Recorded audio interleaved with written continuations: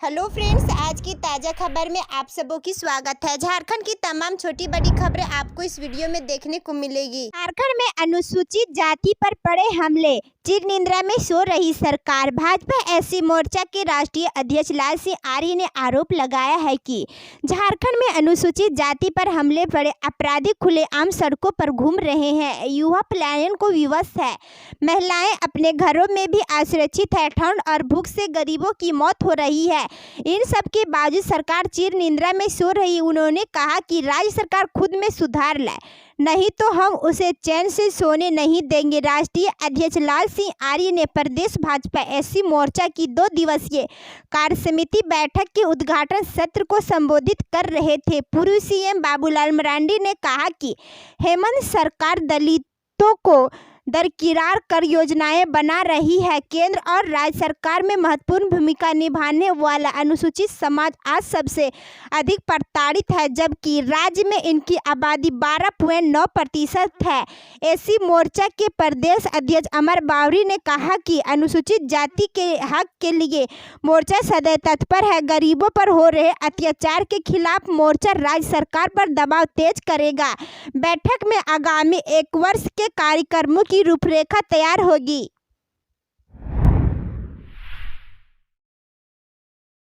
GB की बैठक में लिया गया निर्णय, डीसीआई की विजिट से पहले डेंटल कॉलेज की कमियों को दूर किया जाए। रिम्स में 370 नए नर्सों की नियुक्ति का रास्ता साफ हो गया है। गुरुवार को रिम्स में आयोजित जीबी की बैठक में इसमें सहमति दे दी गई। इसके तहत 80% महिला और 20% पुरुष नर्स की नियुक्ति की जाएगी। बैठक में health minister Banna Gupta, health secretary के सोन और रिम्स डायरेक्टर कामेश्वर प्रसाद सिंह शामिल हुए।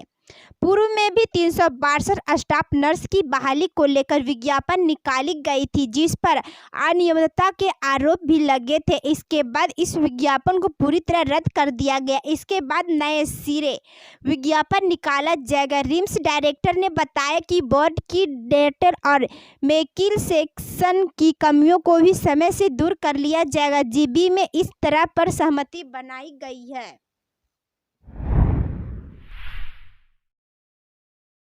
गठबंधन सरकार में जमीन बालू और लकड़ी माफिया का राज। आजसू पार्टी के केंद्रीय अध्यक्ष सुदेश कुमार महतो ने कहा कि कोरोना संक्रमण की रट लगाकर हेमंत सोरेन की सरकार कब तक चेहरा छुपाएगी। उन्होंने कहा कि यहाँ अबुआ राज नहीं बल्कि बाबुआओं का राज। महागठबंधन सरकार में भू माफियाओं, बालू माफियाओं और लकड़ी माफियाओं का राज चल रहा है। बिचौलियाएं और सरकार के लोग मालामाल हो रहे हैं, जनता अपने हाल पर है। राज्य के मुखिया कहते हैं कि कोरोना का दौर निकल जाएगा तो राज्य को विकास के रास्ते पर ले जाएंगे। हकीकत यह है कि झामुमो कांग्रेस द्वारा झारखंडी जनता और उनकी भावना को धोखा देने का लंबा रिकॉर्ड रहा है।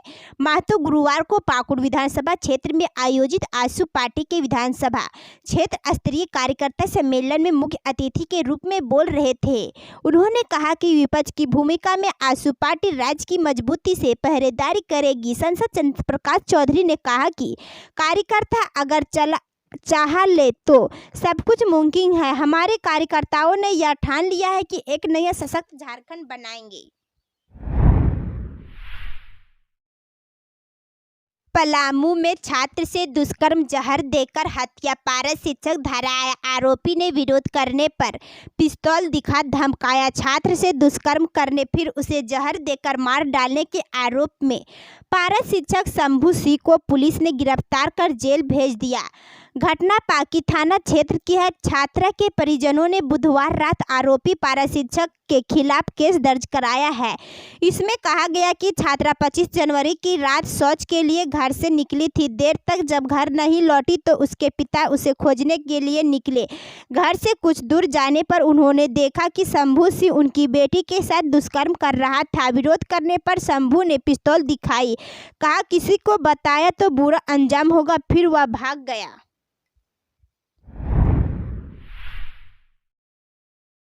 सिविल सेवा परीक्षा के लिए नियुक्ति संबंधी अधियाचना।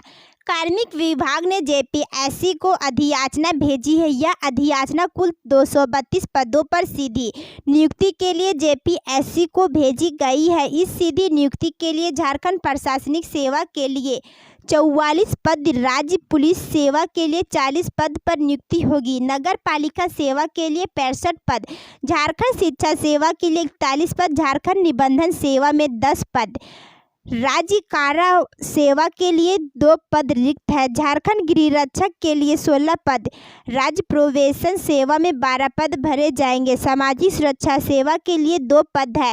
रिक्तियों की अधियाचना 2017, 2018, 2019 और 2020 की है।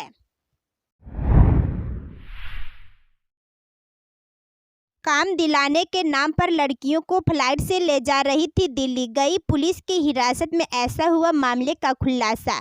पुलिस ने गुरुवार को राजधानी स्थित बिरसा मुंडा एयरपोर्ट परिसर से खुट्टी की रहने वाली 7 लड़कियों को रेस्क्यू किया है।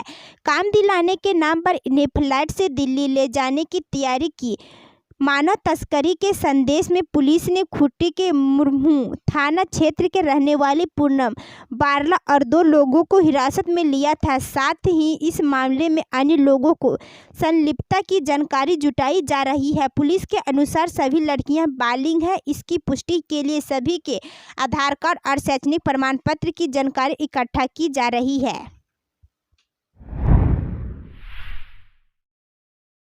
झारखंड में महिला जजों की हिस्सेदारी सबसे कम, न्याय प्रदान करने में महाराष्ट्र नंबर 1 पर।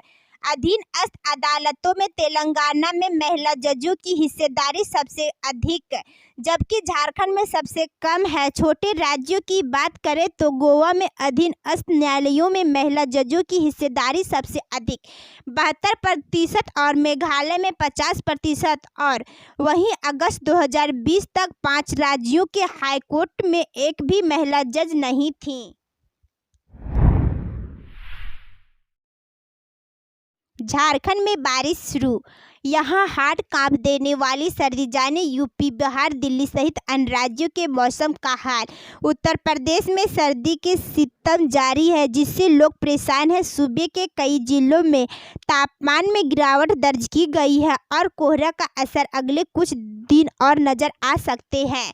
झारखंड के कुछ इलाकों में शुक्रवार सुबह से ही बारिश हो रही है। इटखोरी में शुक्रवार को सुबह 6:30 बजे से मेघ गर्जन के साथ बारिश शुरू हो गई है, जिससे ठंड के असर बढ़ गई है। बारिश के कारण लोग अपने घरों में दुबके हैं। उत्तर भारत के कई भागों में शीतलहर का प्रकोप जारी है और ठंड से अभी राहत मिलने की संभावना नहीं है। जानकारी के मुताबिक ठिठुरन भरी सर्दी का यह सिलसिला अभी आगे भी जारी रहने की संभावना है। राजधानी दिल्ली में अगले 2 दिनों तक शीतलहर का प्रकोप जारी रहने का अनुमान है। दिल्ली एनसीआर में एक बार फिर घने कोहरे की चादर नजर आ रही है और कोहरे के साथ कड़ाके की ठंड भी पड़ रही है।